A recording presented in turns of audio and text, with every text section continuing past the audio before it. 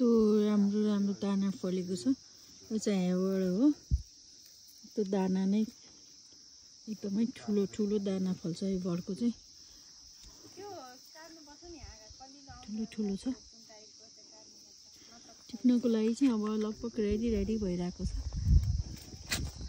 हाम्रो किवी चाहिँ विदेशबाट आएको किवी भन्दा एकदम रसिलो, गुलियो, स्वादिलो, टेस्टी हुन्छ।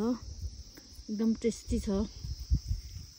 मुखै रसाउँछ किवीको स्वाद सम्झेपछि।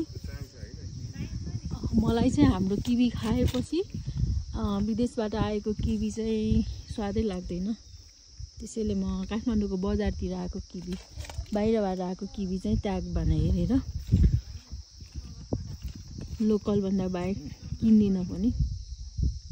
ल तपाईहरु पनि हाम्रो फिक्कलको किवी टेस्ट लिनुहुन्छ भने यहाँको हाम्रो उत्पादनकर्ताहरू, किसानहरूसँग, उद्यमीहरूसँग सम्पर्क गरेर लिन सक्नुहुन्छ। धन्यवाद।